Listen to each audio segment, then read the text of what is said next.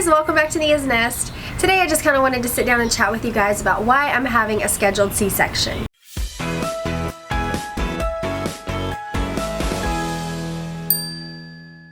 A lot of you guys have been questioning why my third child is a scheduled C-section, and I feel like that's a really important and valid question, especially nowadays when doing things the natural way and having no meds. It's just kind of like a fad. It's also very beautiful, and if you can do that, that is so wonderful and magical, and it's a miracle.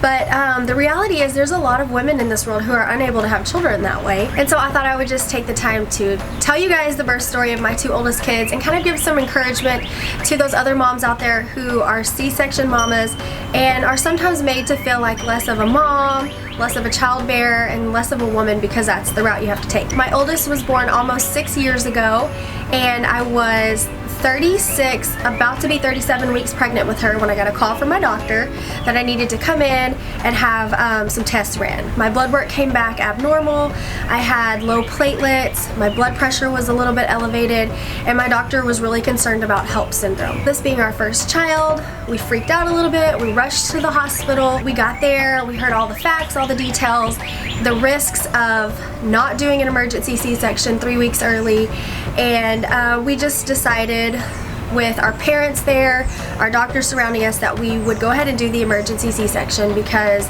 it just sounded too dangerous to wait it out or to induce that early because of the way my body was already reacting. That's kind of what happened with that one. She was born in July. She was so perfect. We called her our little koala bear.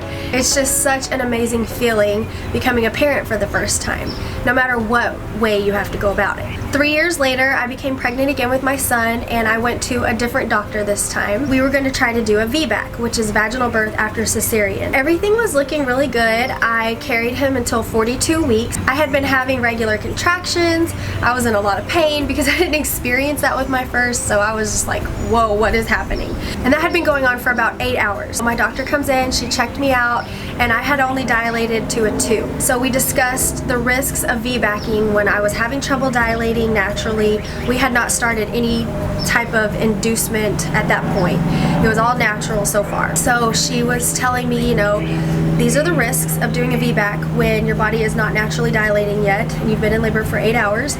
We can go ahead and start Pitocin, we can induce you, but the chances are you're going to have a C-section anyways, and here are the risks. So she laid them out for me, we talked about it, we prayed about it. My parents were there with me and my husband, and so we decided to go ahead and do a C-section again. You know, it wasn't considered emergency. I could have tried to still do a natural vaginal birth, but after hearing the risks and seeing that my body was just not dilating, I wasn't going anywhere, I felt kind of scared, I wasn't sure what to do, and so we just felt that it was the safest option to do another C-section. So almost 3 years later, I'm about to deliver my third. I have a week and a half left. Oh my gosh, just saying that out loud kind of freaks me out. I am seeing yet again another doctor, and she does not offer a VBAC after 2 C-sections. So even if I wanted to try to VBAC, I really don't have an option if I want to continue to use this doctor. So yeah, basically that is like the timeline of my birth stories and why I'm doing a third scheduled C-section. Do I sometimes wish I could have vaginal deliveries? Yes, I do. Sometimes I get really sad about it. I feel like I'm missing out. I feel like there's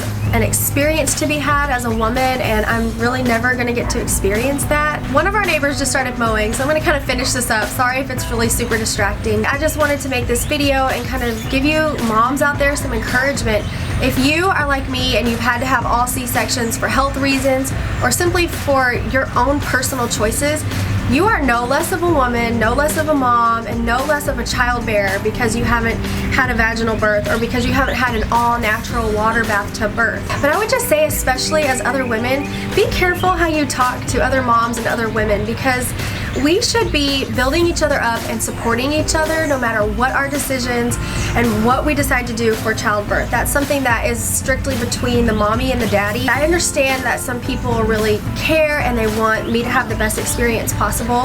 But I would just say that, like, in your personal life, if you have a friend who's had all C-sections and you're questioning her, just really kind of backtrack and put a filter on before you talk to her about that, because it's a really sensitive subject.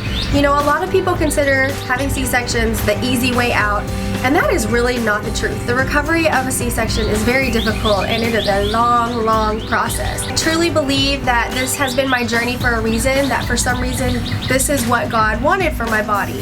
And for me to be able to be the healthiest version of myself for my babies later on in life. So I'm happy and I'm at peace with the way that my birth stories have laid out, and I cannot wait to meet this third little addition. Everything happens for a reason.